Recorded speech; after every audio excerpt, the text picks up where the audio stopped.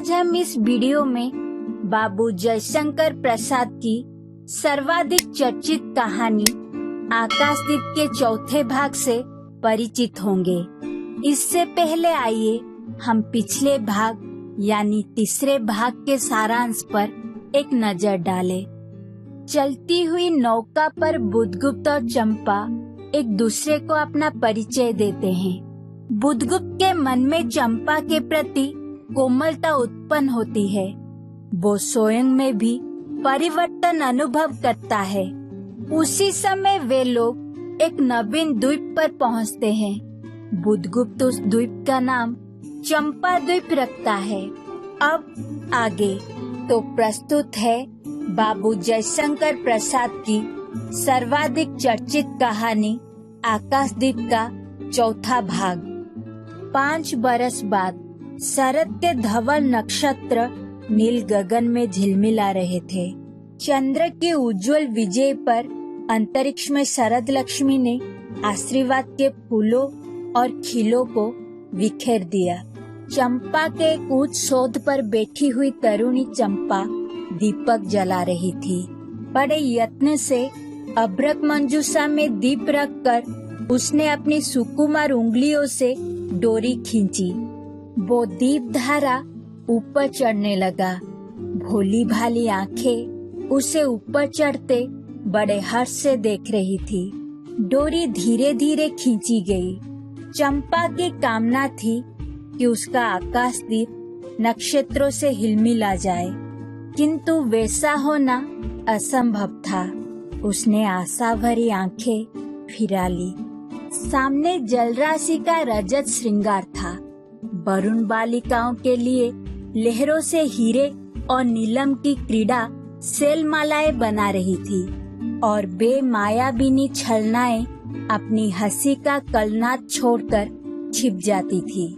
दूर दूर से धीवरों की बंसी की झनकार उनके संगीत से मुखरित होती थी। चंपा ने देखा कि तरल संकुल जल राशि में उसके कंडिल का प्रतिबिंब अस्त व्यस्त था।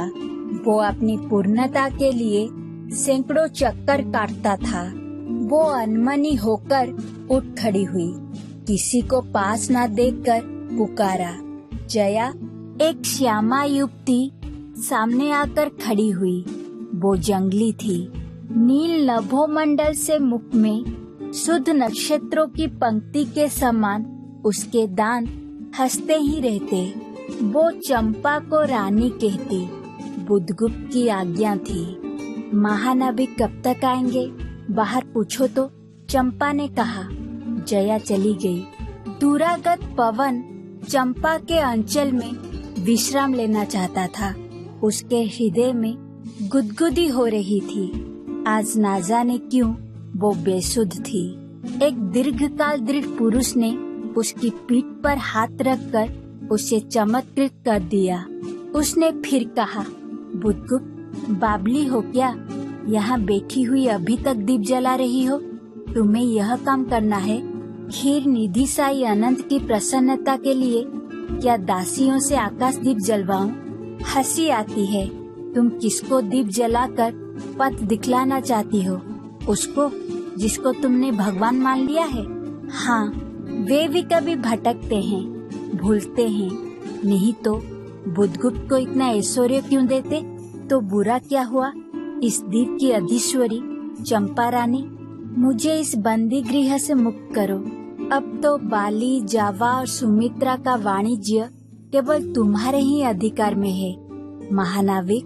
परंतु मुझे उन दिनों की स्मृति सुहावनी लगती है जब तुम्हारे पास एक ही नाव थी और चंपा के उपकूल में पन्य लाद कर हम लोग सुखी जीवन बिताते थे। इस जल में अगणित बार हम लोगों की तरी आलोक में प्रभात में तारिकाओं की मधु ज्योति में थिरकती थी। बुद्धगुप्त, उस बीजन अनंत में जब माझी सो जाते थे, दीपक बुझ जाते थे, हम तुम परिश्रम से थक कर पालों में शरीर लपेटकर एक दूसरे का मुंह क्यों देखते थे? वो नक्षत्रों की मधुर छाया तो चंपा, अब उससे भी अच्छे ढंग से हम लोग विचर सकते हैं। तुम मेरी प्राणदात्री हो, मेरी सर्वस्व हो। नहीं नहीं, तुमने दस्युवृत्ति तो छोड़ दी, परंतु हृदय वैसा ही अकरुण, सतृष्ण और ज्वलनशील है। तुम भगवान के नाम पर हंसी उड़ाते हो, मेरे आकाशदीप पर व्यंग कर रहे हो।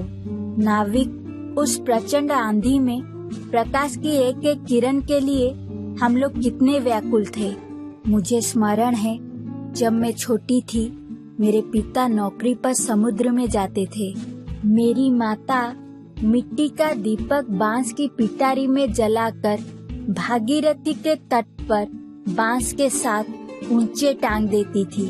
उस समय वो प्रार्थना करती, भगवान मेरे पथभ्रष्ट नाविक को अंधकार में ठीक पथ पर ले चलना।